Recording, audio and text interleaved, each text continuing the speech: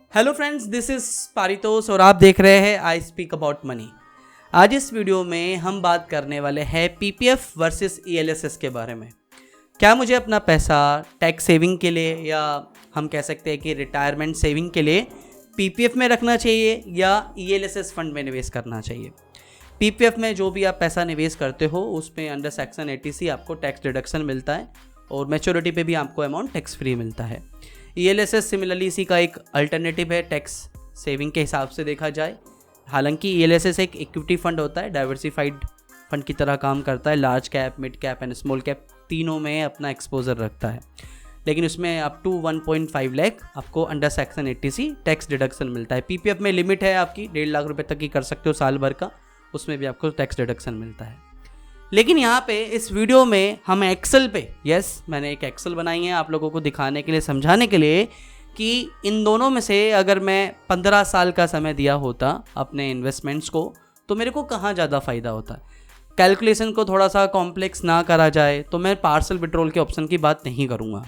PPF में आप parcel withdrawal भी कर सकते हो, ऑब्वियसली आपके रिटर्न्स कम हो जाएंगे उस समय क्योंकि आप पार्सल विड्रॉल करोगे। लेकिन हम बात करेंगे कि अगर मैं अपना इन्वेस्टमेंट किया 15 साल पहले, 15 साल के बाद मैंने विड्रॉल किया तो मेरे को पीपीएफ में कितना रिटर्न्स मिला होता। और सिमिलरली अगर मैं ईएलएसएस फंड में इन टैक्स सेविंग फंड कैटेगरी में worst to worst fund, worst to worst fund यानी जिसकी परफॉर्मेंस कुछ खास नहीं भी है, अगर मैंने उसमें भी निवेश किया होता तो वो क्या मेरे को पीपीएफ से ज़्यादा फायदा होता, वो चीज़ भी डिकोड करने की कोशिश करेंगे। तो अभी एक्सेल पे चलते हैं और एक्सेल पे समझने की कोशिश करते हैं। तो सबसे पहले हमारे सामने जो शीट है ना, ये है आपकी। देखो पीपीएफ का कुछ ऐसा कहानी है कि 2000 से ईयर 2000 से लेके 2022 तक की बात करें ना तो पीपीएफ के रेट ऑफ इंटरेस्ट की साइकिल है। लाइक एक समय था जब हमें पीपीएफ में 12% भी इंटरेस्ट मिलता था, लेकिन हर साल सालाना आप देखोगे तो पीपीएफ के रेट ऑफ इंटरेस्ट कम होते चले जा रहे हैं। जैसे कि 2000 में हमें 12% इंटरेस्ट मिलता था, 15 जनवरी 2000 से लेकर 28 फरवरी 2001 तक हमें 11% मिलता था, फिर हमें 1 मार्च 2001 से लेके 28 फरवरी 2002 तक 9.5 मिलता। तो इस तरीके से हर साल जब भी पीपीएफ के इंटरेस्ट रेट्स चेंजेस हुए तो हमें हमारा रेट ऑफ इंटरेस्ट कम होता चला गया। अभी जो है वो तकरीबन हमें 7.10% के आसपास का इंटरेस्ट मिलता है पीपीएफ में। तो ये हालांकि एक्सेल में आप लोगों के लिए दूंगा। अब उसी के साथ में हमने क्या किया है, हमारे टैक्स सेविंग कैटेगरी में, टैक्स सेविंग फंड कैटेगरी में जितने भी फंड्स थे पुराने, ठीक है, इसमें से काफ़ी सारे फंड्स हैं जो अभी नहीं होंगे क्योंकि वो काफ़ी पुराने फंड्स नहीं हैं, जिन्होंने लास्ट 15 साल की एक साइकिल देखी है। लास्ट यानी हम बात कर रहे हैं 2007 से लेके 2022, ये 15 साल का पीरियड है। तो 2000 जिसको 15 साल हो चुके हैं कम से कम, उस फंड में मैंने इन्वेस्ट किया होता तो उसकी जो टॉप परफॉर्मिंग फंड्स है उन सारी कैटेगरीज में वो हमने एक लिस्ट तैयार करी है, कितने कितने रिटर्न्स रहे हैं, कितना इन्वेस्टेड अमाउंट रहा, कितना करंट वैल्यू रहा मंथली के हिसाब से। तो यहाँ पे हमने सिर्फ ये देखने की कोशिश करोगे तो देखोगे आप तो एक कैटेगरी जो एवरेज है 15 साल का वो तकरीबन 13.13% का है। अगर वर्स्ट टू वर्स्ट फंड की बात करेंगे like in this category tax saving fund category, तो Sundaram diversified equity fund ELSS जो है that would have given you 8.58% CAGR XIRR returns in this last 15 years. फंड के एक्सपेंसेस भी तकरीबन 2.11% के है। इवन कॉन टैक्स के AUM काफ़ी कम है, लेकिन रिटर्न 17.55 है। ये जो रिटर्न्स है this is the net returns, ठीक है, नेट ऑफ एक्सपेंसेस। तो लाइक एक्सपेंसेस को हटाने के बाद के रिटर्न्स है जो रियल रिटर्न्स है बेसिकली।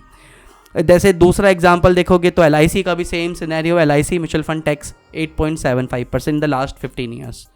अब हमने यहाँ पे पीपीएफ वर्सेस ईएलएसएस का कंपैरिजन किया है। सिनेरियो कुछ इस तरीके का है कि हर साल मैं 1,20,000 रुपये का ईयरली इन्वेस्ट कर रहा हूँ। 19 अप्रैल मतलब अप्रैल की मिड ऑफ वीक अप्रैल में मैं अपना हर साल पीपीएफ में 1,20,000 रुपये इन्वेस्ट कर रहा हूँ। सिमिलरली मैंने वही आपका टैक्स सेविंग फंड में सेम डेट पे मैंने इन्वेस्ट किया है 1,20,000 लमसम अमाउंट, ठीक है, ईयरली हर साल कंसिस्टेंटली, क्योंकि हर साल हमें टैक्स सेविंग के लिए करना होता है तो हर साल मैं इन्वेस्ट कर रहा हूँ।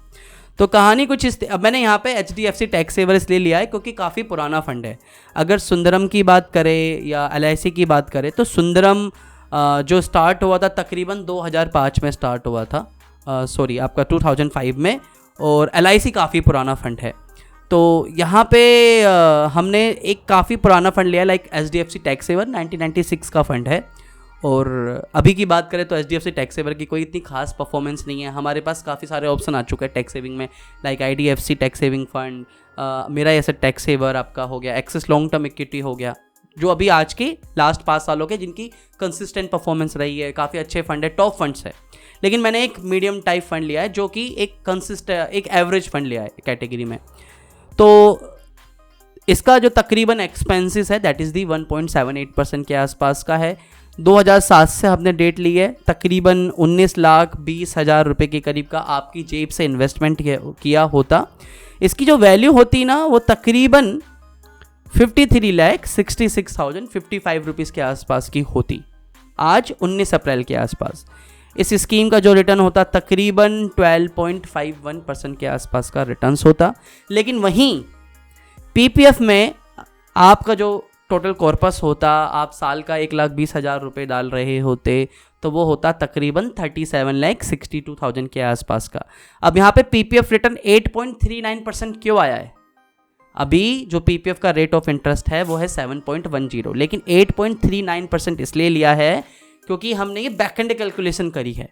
क्योंकि मैंने जैसे बताया कि 2000 में 12% मिलता था, 2005 में और थोड़ा सा 9% के आसपास था, तो इस तरीके से रेट ऑफ इंटरेस्ट कम होते चले गए। लेकिन उससे पहले, आज से 2-3 साल पहले रेट ऑफ इंटरेस्ट ज़्यादा ही थे। तो उन सभी चीज़ों का एक हमने एक्सेल पे कैलकुलेट करने के बाद एक एवरेज रिटर्न है, उसका पूरी साइकिल का एक एवरेज रिटर्न है 8.39%, जो रियल सिनेरियो है। आज से 15 साल के बाद कैलकुलेट करेंगे तो मान लीजिए एक हाइपोथेटिकल एग्जांपल लेते हैं 7.10, तो रिटर्न्स कंपैरेटिवली कम होंगे। लेकिन आज से 15 साल पहले मैंने निवेश किया होता जब रेट ऑफ इंटरेस्ट ज़्यादा थे, तब से लेके अभी तक का क्या सिनेरियो है, तो वो है 8.39% के हिसाब से, तो 37 लाख के आसपास की वैल्यू होती। थोड़ा आगे पीछे हो सकता है क्योंकि क्वार्टरली इंटरेस्ट पे आउट या जो भी आपकी फ्रीक्वेंसी रहती है उस पर डिपेंड करता है, लेकिन बहुत मेजर डिफरेंस नहीं होगा। 37 लाख के आसपास की वैल्यू होती। तो क्लियरली आपको दिख रहा होगा कि एक तरफ है आपका 53 लाख रुपीज़ का वैल्यू और एक तरफ है आपका 37 लाख के आसपास का वैल्यू। कुछ लोग बोल सकते हैं कि सर PPF में जो भी आपका अमाउंट मिलता है मैच्योरिटी पे वो टैक्स फ्री होता है। यस, लेकिन जो टैक्स सेविंग फंड्स होते हैं, ELSS फंड्स होते हैं, आपको टैक्स लगता है। टैक्स इस तरीके से लगता है कि जो भी आपकी इक्विटी टैक्स सेविंग फंड्स या इक्विटी फंड्स है उसमें 1 साल के बाद आप पैसा रिडीम करते हो, यहाँ पे 15 साल की बात कर रहे हैं, तो आपको long term capital gain tax लगता है अगर आपका कैपिटल गेन 1 लाख से ऊपर है। ओबियसली यहाँ पे कैपिटल गेन आपका बैठता है 34 लाख के आसपास का, तो आपका LTCG लगता है। लॉन्ग टर्म कैपिटल गेन आपका 1 लाख 10% लगता है 1 लाख से जो भी एक्सेस अमाउंट है। तो मतलब ये मान के चलिए कि 33 लाख के आसपास का फिगर बैठता है। 1 लाख रुपये माइनस कर लीजिए इसमें से, तो 34,46,055 रुपीज़ के करीब का कैपिटल गेन होता। LTCG 3,44,000 के आसपास का होता, 3,43,000 के आसपास का होता, 1 लाख रुपये माइनस प्लस करके। तो भी आपका अगर ये LTCG पे करने के बाद की बात करी जाए, still you would have made higher returns if you will compare with the PPF historical। अगर we'll comparing, I am not talking about the 7.10, ठीक है, रिटर्न्स कम होंगे अभी, लेकिन मैं बात कर रहा हूँ कि एक एवरेज क्या रहा है लास्ट 15 सालों का। खैर ये तो हमने HDFC टैक्स सेवर की बात करी। अगर सिमिलरली मैं बात करता हूँ कि भाई आपने LIC में भी इन्वेस्ट किया होता, LIC mutual fund tax saving, मतलब आपका फंड सिलेक्शन रॉन्ग होता, आपको समझ ही नहीं है कि मुझे कौन सा फंड सेलेक्ट करना है, आपने देखा ही नहीं, आंख बंद करके भी किसी भी टैक्स सेविंग फंड में इन्वेस्टमेंट किया होता, तो भी still you would have made 8.75% excess return. तकरीबन मतलब आपकी जो वैल्यू होती वो भी तकरीबन आपकी फिर भी आपके ये PPF से ज़्यादा ही होती। और ये मत भूलिए टैक्स सेविंग फंड में अभी 2-3 साल पहले ही आपके LTCG टैक्स लगे हैं 10%। उससे पहले तो आपका जितना भी LTCG था वो टैक्स फ्री था आपके हाथ में, तो वो सिनेरियो लिया ही नहीं है, तो रिटर्न्स कंपेरेटिवली ज़्यादा ही होते। लेकिन फिर भी कंजर्वेटिव अप्रोच में देखा जाए तो ELSS beats PPF in any scenario. Even अगर आप आंख बंद करके भी ELSS टैक्स सेविंग फंड में इन्वेस्टमेंट किया होता, किसी भी फंड में किसी की एडवाइजरी की जरूरत भी नहीं होती, तो भी PPF से ज़्यादा ही रिटर्न्स होता आफ्टर डिडक्टिंग योर टैक्सेस। हालांकि LTCG 2-3 साल पहले लगा है, उससे पहले टैक्स फ्री ही था। तो आज वीडियो बनाने का ऑब्जेक्टिव यही है आपको पीपीएफ में रखना है, ठीक है, अपनी तसल्ली के लिए रखना चाहते हो रखिए, लेकिन मोस्ट ऑफ योर फंड्स अगर आपका रिटायरमेंट पर्पस है और आपका टैक्स सेविंग भी पर्पस है तो मोर देन 90% एक्सपोजर आपका ईएलएसएस फंड में ही होना चाहिए। हालांकि आप टैक्स हार्वेस्टिंग के थ्रू अपने टैक्सेस को काफ़ी कम कर लेते हो, लेकिन वो भी ज़रूरत नहीं पड़ती आपको, तो भी आपके रिटर्न्स आपके हाथ में कंपेरेटिवली ज़्यादा ही है। तो इसीलिए टैक्स सेविंग फंड एक बेटर, मच बेटर ऑप्शन है अगर आपका टैक्स सेविंग आपका ऑब्जेक्टिव है, साथ ही में आपको रिटायरमेंट के लिए भी पैसा सेव करना है। आज के लिए ये वीडियो में यही था।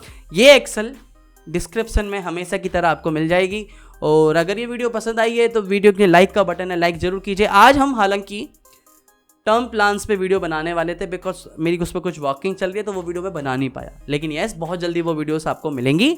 तो अगर ये वीडियो अच्छी लगे लाइक कर दीजिए, फिर बोल रहा हूँ चैनल सब्सक्राइब कर लीजिए, इस वीडियो को ज़्यादा से ज़्यादा लोगों को शेयर कीजिए। नई वीडियो मिलेंगे नई टॉपिक के साथ, तब तक के लिए धन्यवाद। वंदे मातरम, जय हिंद।